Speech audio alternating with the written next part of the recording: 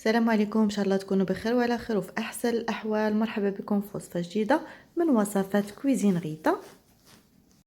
دي ميفين كيف كتلاحظوا اللي كيجيو بالتفاح، مع ديك الطبقه المقرمشه ديال الكرامبل.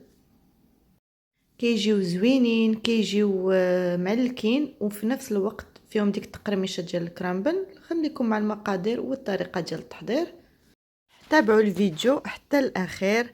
بالنسبه للمكونات ولا المقادير، غنحتاج لثلاثه ديال البيضات اللي متوسطين ماشي كبار.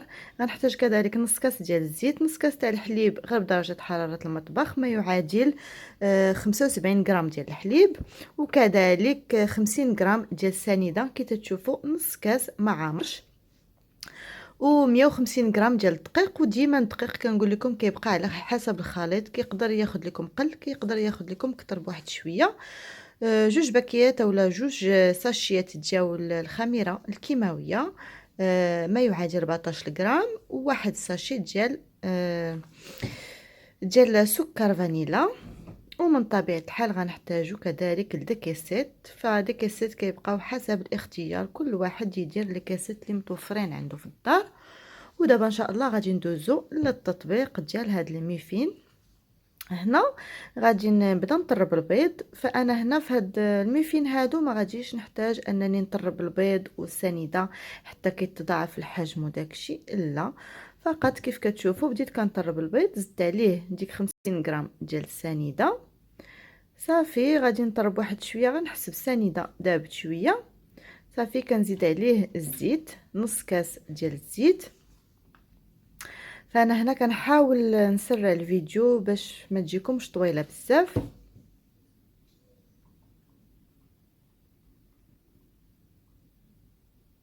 صافي غير كنشوف هذاك الزيت تمزج مع السنيده والبيض، كنزيد عليه الحليب.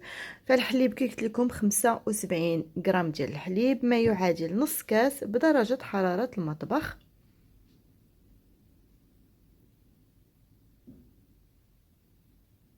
انا هنا مع الدقيق ديالي دايره واحد القبيصه ديال الملح، غير رشه صغيره ديال الملح.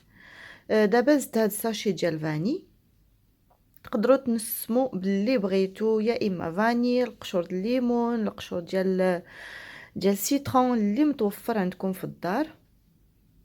غادي نغربل دابا انا الدقيق.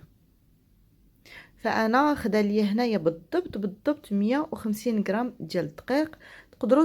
تقدروا تاخذ لكم 150 غرام، او لا تقدروا تزيدوا عليها بحال 170 غرام. المهم كل واحد وعلى حسب الدقيق ديالو واش كيتشرب ولا ما كيتشربش.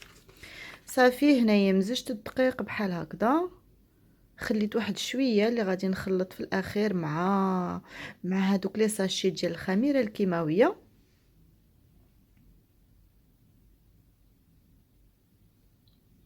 صافي هنا كنجمع الجوانب ديال البول ديالي بحال هكذا، وغادي ندير دابا داك شويه ديال الدقيق اللي بقى غادي نغربلو. وغادي نغربل كذلك هاد لي ساشي ديال الخميره الكيماويه، غير باش ما كيبقاوش عندي محببين اولا دوك الحبيبات ديال الخميره يبقاو ليا في لاباغاي ديال الكيك. اللهم كنغربلو باش نتفاداو هادوك لي غرومو بحال هكذاك.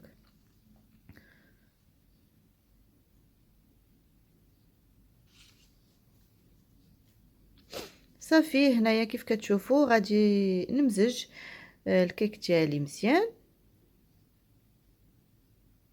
غير ندخل فيه هذاك شويه ديال الدقيق وهذيك الخميره اللي زدت دابا في الاخر. صافي وغادي نحبس الخلط. غنجمع هنا الجوانب كي تشوفوا حصلت على كيك بهذا الشكل هذا، كيكون هكذا على هذا الشكل بحال اي خليط ديال الكيك درتوه. ودابا ان شاء الله غادي ندوزو باش غادي نصايبو الكرامبل. فاول حاجه غادي نمشيو نوجدو هنا هي التفاح، غادي نعسلوه عاد غنديروا الكرامبل. هنا خديت جوج تفاحات متوسطين، قشرتهم وقطعتهم مربعات كيف كتشوفوا. درت معاهم جوج معالق صغار ديال الزبده، معلقه كبيره ديال السنيده، واحد راس تاع معلقه صغيره ديال القرفه اولا واحد رشه ديال القرفه. فالقرفه كتبقى اختياريه، اللي بغى يديرها يديرها، اللي ما بغاش ما يديرهاش. ودابا غادي نحطهم فوق النار متوسطه حتى غيتسلوا، حتى غيتسل التفاح ديالنا. وغادي ندوزو باش نوجدو الكرامبل اولا الطبقه المقرمشه اللي غنديرو فوق من الكيك اولا فوق من لي ميفين. كنحتاج هنا 50 غرام ديال الزبده بدرجه حراره المطبخ، 50 غرام ديال سكر سنيده اولا الكاسوناد، اللي عنده الكاسوناد يديرها، اللي ما عندوش يدير سنيده عاديه. كذلك 50 غرام ديال الدقيق، وواحد ساشي ديال الفاني. فهنا غادي ندير الزبده والسكر ديالي. كيف قلت لكم هنا هاد لاكاسونات تقدروا تعوضوها غير بالسنيده العاديه. عندنا في كل شيء المكونات 50 غرام تاع الدقيق، 50 غرام الزبده بدرجه حراره المطبخ، و50 غرام ديال السنيده. فهنا كيف كتشوفوا غادي نحاول نمزج غير بطرف الاصابع الزبده مع السكر بحال هكذا. كيف كتشوفوا هنا انا كنحاول نسرع لكم شويه الفيديو باش ما تجيكمش طويله.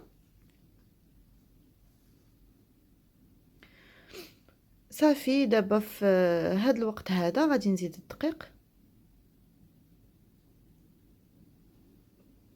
هنا بحال فاش كنكونوا كنعجنوا لاباط صابلي، هنايا كنخدموا دائما غير بطرف الاصابع.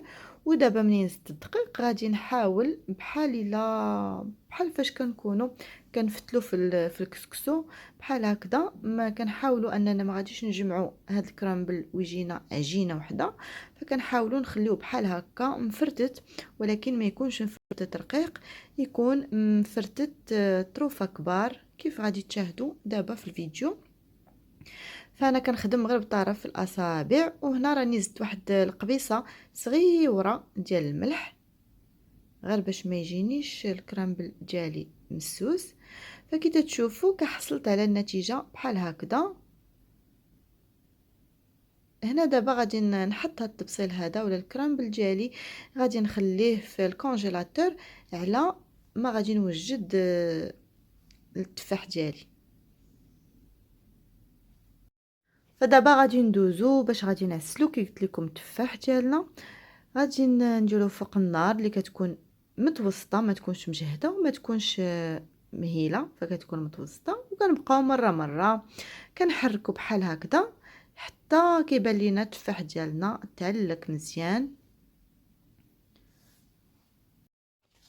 كيف كتشوفوا هنايا التفاح راه هو تعلق ونشف من هذاك الماء اللي كيتطلق لينا من التفاح. صافي هنايا غادي نحيدو من فوق النار وغنخليه جانبا. وغادي ندوز باش ندير لاباغاي ديال الميفين ديالي، نديرها في هذوك لي كيسات. من طبيعه الحال الفران راكم كتكونوا مسخنينه من قبل على 180 درجه. انا هنا درت 180 درجه وحراره دائريه. فكي تشوفوا من بعد ما رجعت لاباغاي ديال الميفين ديالي لقيتها بحال هكذا كتولي خامره وكتعقد. كنحركها بحال هكذا من الفوق لتحت غير واحد شويه، ماشي نحركها بالجهد باش ما تنزلش ليا، هكذا بحال ملي كنكونوا كنديروا الماكارون كنحركوها من الفوق لتحت. صافي دابا هنا غادي ناخذ واحد المعلقه كبيره وغادي نبدا نفرغ الخليط ديالي في لي كاسيت. انا تقريبا كندير 2 معالق في كل كاسيت.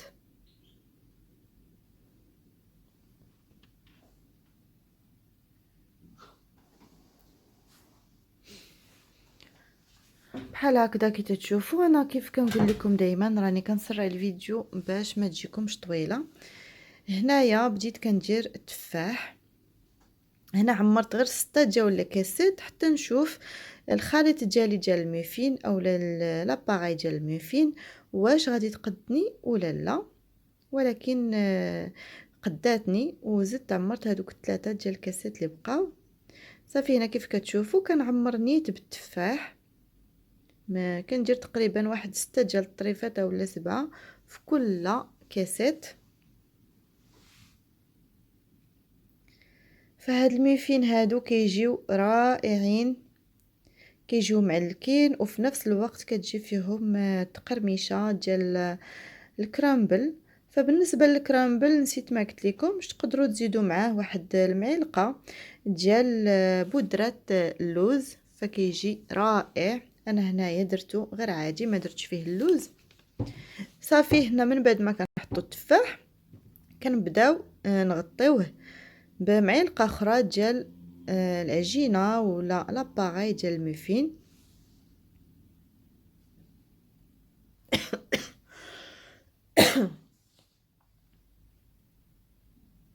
صافي هنايا مشيت عاوتاني وعمرت هذوك الكاسات اللي بقاو ليا اللي ما عمرتش قبيله، درت ليهم التفاح وبقات ليا وحده خاصه التفاح، فانا عوضته بالميرتي اولا بالبلوبري.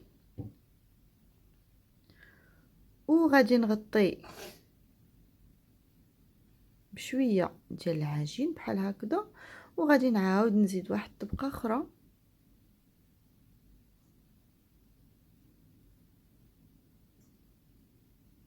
فوق من هادوك لي كاسات الاخرين ديال العجين.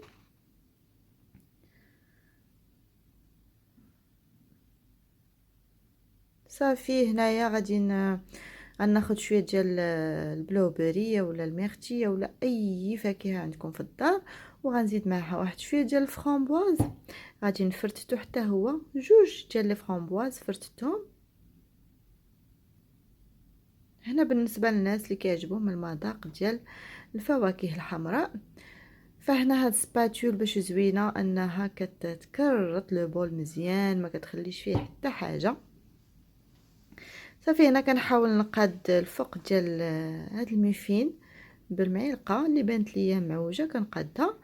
صافي ودابا جا الوقت ديال الكرامبل اللي غندير فوق منهم. تقريبا كل وحده درت فيها معلقه ديال الكرامبل ونص، ودخلتهم الفران طابو على درجه 180. من طبيعه الحال الفران راه هو مسخن على 180 درجه. خداو ليا تقريبا 35 تقريبا خداو ليا 30 دقيقه باش طابو. عاد من بعد طفيت الفران وشعلت غير الفوق بوحدو 5 ديال الدقائق حتى تحمروا ليا من الفوق حتى هو.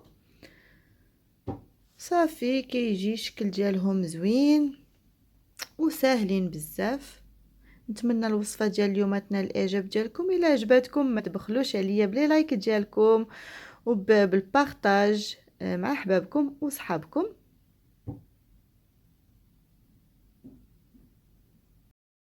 فهنا كيف كتشوفوا من بعد ما خرجتهم من الفران غادي نحل معكم واحد الوحيده باش تشوفوا الشكل ديالها كيفاش كتجي. كما قلت لكم البنات هنا الطياب خدات ليا تقريبا هاد الميفين هادو خداو ليا 30 دقيقه ديال الطياب. والتحمار خدا ليا 5 ديال الدقائق ما كاملاش.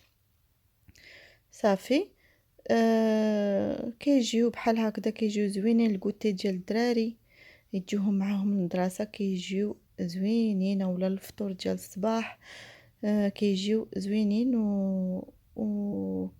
وكيجيو لذاذ. فكيف قلت لكم تقدروا تعوضوا التفاح ديروا في بلاصتو البعويد، اولا تقدروا ديروا الفواكه الحمراء، كل واحد على حسب الذوق ديالو. فهنا غادي نحلها لكم من الوسط باش تشوفوا كيفاش دايره.